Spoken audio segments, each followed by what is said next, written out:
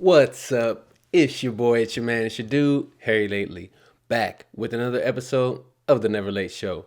And guys, I know it's been a while, it's been a week, it feels like forever, but I'm back. Had to make some adjustments, personal things going on. I actually sold my doodle about 10 days ago. So sad, but it looks like it was the perfect timing before this market just completely collapsed, which is what I want to talk to you guys today about.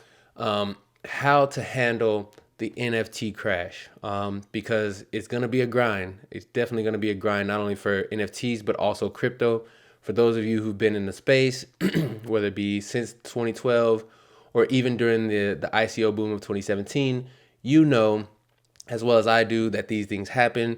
You definitely have to weather the storm. For those who have gotten in the space because you were looking to make money, hey, there's definitely some tips and tricks that I may be able to share with you. But for those of you who are collectors, I mean, the best thing you can do is absolutely nothing. Um, so going back to those who got in it for the money, maybe got in over their head a little bit. I definitely recommend, sell into strength where you can. You probably, took some risks and gambled on a few projects that maybe you didn't like the art. Maybe you didn't know who the artist was, didn't like their style, but you heard some alpha in a Discord or on Twitter and you decided to take a risk. We've all been there. But how you survive this is one, hold on to quality projects, but also hold on to quality artists. And for those of you who are, aren't scared in this time, this is definitely the time to be buying quality artists and buying into quality projects. Now, is it possible that the market goes lower? Sure. But some of these projects and some of these artists will have just a timeless impact on the space, which is what I want to highlight not only today but in the episodes going forward. Just highlighting artists that I think are quality artists that will help you withstand the NFT bear market. So without further ado, today I'm talking about none other than Joe Pease.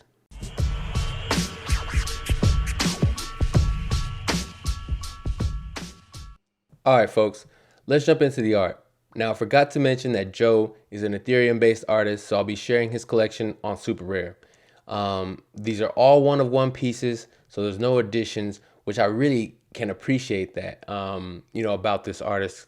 Some of the artists that I review on this show have addition pieces, nothing against them, but I really like, the critical thinking that goes into these one-of-ones that Joe's created. So let's go into the collection.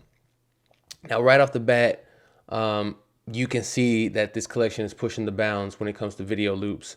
It kind of reminds me of the evolution of music videos. When you think about like MTV and, in the late 80s, early 90s, then mid 90s, early 2000s, and then where we are today with the YouTube culture, how, music videos have really, evolved over that time.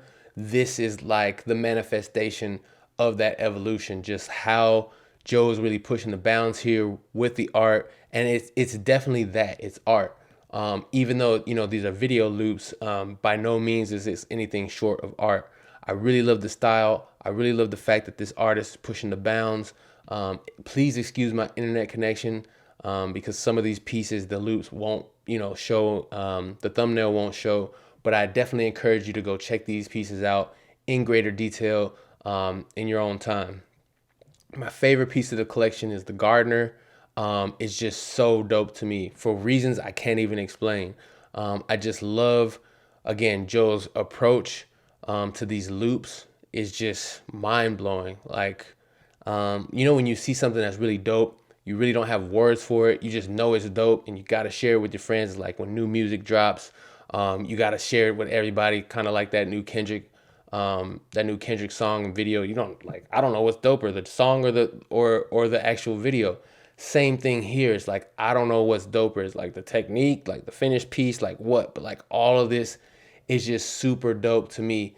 The collection isn't that huge, so I'll let you guys dive deeper in again on your own time so you can see these pieces in greater detail. But this is one of the artists that I feel is going to be up there with the X copies and Searlights of the world when it's all said and done. Again, we're going through a bear market. There's going to be ebbs and flows. There's going to be, you know, a lot of these cash grabs and PFP collections are going to fall by the wayside. And I feel like a lot of these one-of-one artists are finally going to get their just due. Joe Peace being one of them. So salute to you, Joe. I really love your collection. For those of you who'd like to stay abreast of what Joe is doing, definitely check him out on Twitter. Just under 11,000 followers. So no stranger to the space. However, there's obviously more than 11,000 people on planet Earth. So somebody's not following. So if you're not following, definitely check him out because this is going to be one of those artists to look out for over time. This has been episode 32, and I'll see you guys later this week. Peace.